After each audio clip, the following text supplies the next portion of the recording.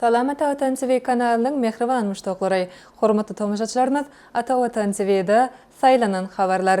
Türkmenistana gawun we garpyz eksportynyň paýarty. Merkezi Aziýa ýurtlarynyň döwlet başlyklarynyň 6-njy konsultatiw durşugy Astanada geçirilýär. Russiýanyň mekdep okuwçylary Awada milli syýahatçylyk zowlagyny dynç almaga geldiler. Boeing'iň täze ýolbaşçysy Türkmenistana gawun we garpyz eksportynyň paýarty. Häzirki wagtda ýurdumyzda gawun garpyz ýygnamak mögsümi dowam edýär. Ýurdumyzyň bazarlarynyň azyk bolçulugyna seredileni beýleki gökbakçy önümler bilen bir hatarda şöyle gawun garpyzyň aýratyn hasyly bolanyny görmek bolýar.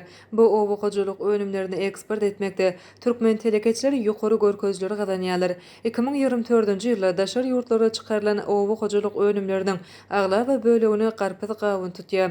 Şu ýylyň 7 aýyna daşar ýurtlara eksport edilen garpyzyň möçleri 2022-nji ýylda ýurdumyzdan umumy eksport bolan garpyzyň möçlerinden 10 esse, 2023-nji ýylda umumy eksport edilen möçlerinden bolsa 9 esse köp boldy. 2024-nji ýylda bu obuqajylyk önümini esasy import edijiler Rossiýa Federasiýasy we Katar döwletdir. Eksport edilen garpyzyň umumy möçleriniň 62 göterme Rossiýa Federasiýasyna we 38 göterme Katar döwletine iýerildi. Türkmen gawunynyň hem şu ýylyň 7 aýynda eksportda çykarylan möçleri geçen ýyllar bilen deňeşdirilende artýan da görnýär. Bu görkeji 2022-nji ýylyň dowamyna ýurdumyzdan umumy eksport edilen gawunyň möçlerinden 1,12 esse, 2023-nji ýylda umumy eksport bolan gawunyň möçlerinden bolsa 1,14 esse köp boldy. Türkmen gawunynyň köp esse belirleýän ýurtlarynyň hataryna birinji orny Rossiýa Federasiýasy eýleýär. Şu ýylyň 7 aýynda gawunyň eksportynyň 79 göterme Rossiýa Federasiýasyna we 11 göterme Kazakystan Respublikasyna iýerildi. Merkezi Aziýa ýurtlarynyň döwlet başlyklarynyň 6-njy konsultatiw durşugy Astanada geçirilýär. Merkezi Aziýa ýurtlary özara behbitlik ýörelgelerine esasen hyzmatdaşlygyny hasy puwtalandyrmagy maksat edinýärler. Kazakystanyň paýtagty Astana şäherinde Merkezi Aziýa ýurtlarynyň döwlet başlyklarynyň 6-njy konsultatiw durşugy geçirilýär. Kazakystanyň prezidentiniň medeniýet gullugynyň habar bermegine görä, Kazak lideri Kasym Jomart Tokayewiň awgust aýynyň ilkinji 10 gününe iş meýilnamasy beýan edildi. Şoňa laýyklykda Özbegistanyň prezidenti Şawkat Mirziýoýewiň 7-8-nji awgustda Kazakstana döwlet saparyny amala aşyrjakdygy we 9-njy awgustda Merkezi Aziýa ýurtlarynyň döwlet başlyklarynyň 6-njy konsultatiw durşugynyň geçiriljekdigi ma'lum edildi. Bu möhüm durşuklarda döwlet ýoldaşlarynyň hyzmatdaşlaryň häzirki uğurlaryny esasen logistika, sowda, daşky goşaw, energetika we howpsuzlyk uğurlaryny ara alyp maslahatlaşarlar. Russiýanyň mekdep okuwçylary Awada milli syýahatçylyk zowlagyny dynç almaga geldiler. Ýakynda Arkadaş şäherine geçirilen Halkara Matematika Olimpiadasyna birinji orna münasip bolan Russiýa Federasiýasynyň mekdep okuwçylary şu ýylyň 1-10 awgust aralygyna Awada milli syýahatçylyk zowlagyny daýanç tagalyş merkezine dynç alşda bolarlar. Ma'lum bolýar, bu Halkara ders olimpiadasyny ýurdumyzyň mekdep okuwçylarynyň 43-si daşar ýurtlaryň universitetinden, Russiýa Federasiýasynyň, Hatay Halk Respublikasynyň, Iran Islam Respublikasynyň, Katar döwletinden, Azerbaýjanyň, Belarusdan, Bolgariýadan, Kazakstan'dan, Özbegistan'dan, Tajikistan'dan, Türkiye Respublikasynyň okuwçy ýaşlaryň 85'te gatnaşyp öz başarnyklaryny görkezdiler.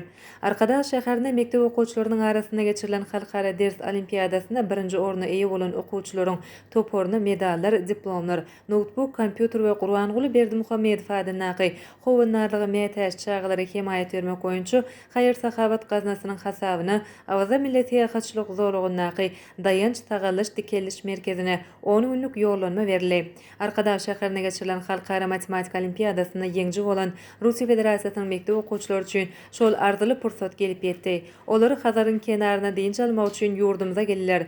Dostlukly ýurdun zekini ýaşlaryny Awada milli syýahatçylyk zowlagyna mehirli garşylandy. Şahatlykly pursatlara, ýatda galjy wakalara we senen garşylanş dawarasy Russiýaly mekdep okuwçylarynyň begenjini belenine göterdi.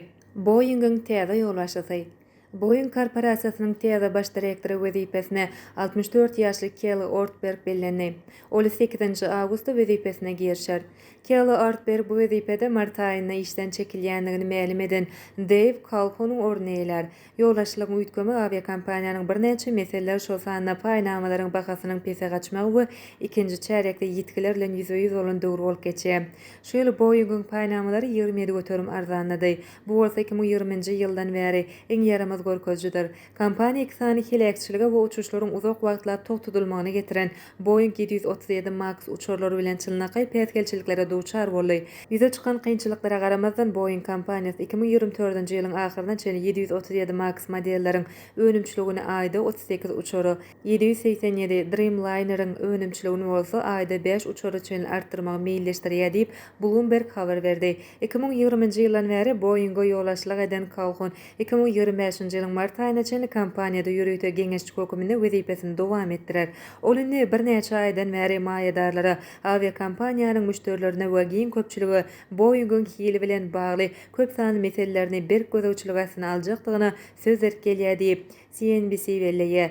Kelly Ortberg'in baş direktor wezipesine bellenmegi häzirki wagtda bar bolan kynçylyklary ýeňip geçmäge we maýadarlaryň müşterileriň ynamny gaýtadan dikeltmäge ýardam berer diýilip garaşylýar. Ine mehriban müştoklar Atawatan TV'da saylanan habarlar gepleşigimiziň şuňky sanyna siz ýetirmek isleýän habarlarymyz şolordan ibaret. Gepleşigimiziň indiki sanyna görüşýänçek hoşta bolun.